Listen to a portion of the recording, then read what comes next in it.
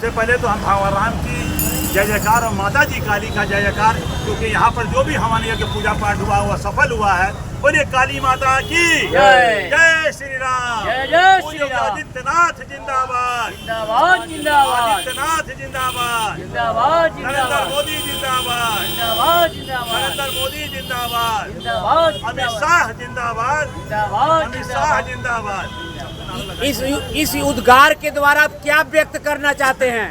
देखिए, आज भारतवर्ष के अंदर 3 राज्यों में आसाम, पश्चिम बंगाल और पांडिचेरी, 3 राज्यों में जो प्रचंड जीत हुई है भारतीय जनता पार्टी की, वह जीत का सारा श्रेय अगर जाता है तो भारत के यशस्वी प्रधानमंत्री नरेंद्र मोदी जी को, भारत के गृह मंत्री अमित शाह जी को और उत्तर प्रदेश के यशस्वी मुख्यमंत्री परम पूज्य योगी आदित्यनाथ जी महाराज का श्रेय जाता है।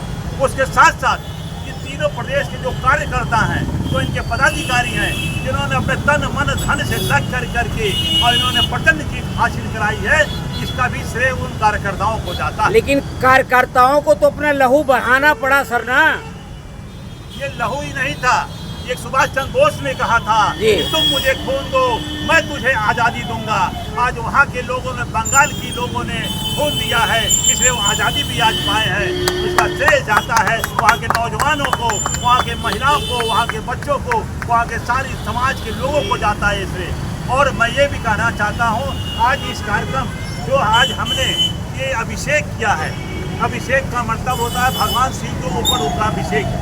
आज हम लोग पंचामृत का रूप में अभिषेक किए हैं, जो भगवान राजा दशरथ के रूप में जो माने जाते हैं। आपके मोदी जी राजा दशरथ के रूप में है, लक्ष्मण अमित शाह के रूप में है, और राम उनके जो बगल में खड़े हुए हैं योगी आदित्यनाथ जी महाराज जो राम के रूप में है। ये तीनों लोगों ने पूरी भारतवर्ष को फिर से राज्य का जो संकल्प लिया है, वो संकल्प का पूर्ण होगा और हिंदू राष्ट्र की जो कल्पना है वो हिंदू राष्ट्र भी होगा। मैं वचन देता हूँ कि यही काली जी के मंदिर से हिंदू राष्ट्र की भी घोषणा होगी। लेकिन अभी तो ये अंगड़ाई है, आगे और लड़ाई है। अपनी संस्कृति की रक्षा करने के लिए किस तरह का सार्थक प्रयास करेंगे आप? शासक को हमारे आगामी अगर प्रधानमंत्री के रूप में देखा जाए तो हमारे माननीय परम पूज्य योगी आदित्यनाथ जी महाराज जो धर्म को भी लेके चलते हैं, संस्कृति भी लेके चलते हैं और शिक्षा को भी लेके चलते हैं, ऐसे परम पूज्य योगी आदित्यनाथ जी को भारत के प्रधानमंत्री के रूप में, आगामी मोदी जी के वारिस के रूप में इन्हीं को ही अगर देखा जाए तो भारत की जनता मांग भी कर रही है। तो 3 प्रचंड देशों में आपने इनकी जलवा को आपने देखा।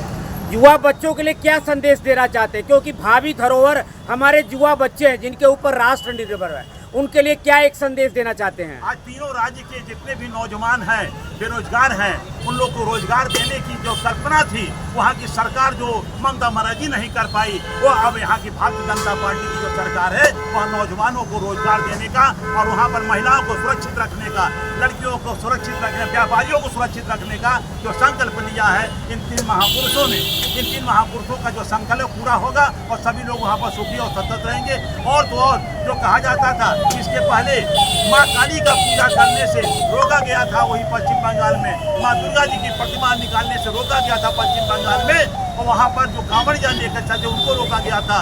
मस्जिद की जो कल्पना करते थे बाबरी मस्जिद का, अब वहाँ बाबरी मस्जिद बंद करके भगवान राम का मंदिर का निर्माण होगा।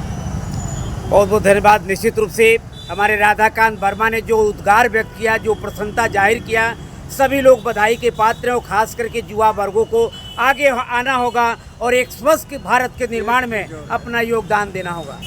एक चीज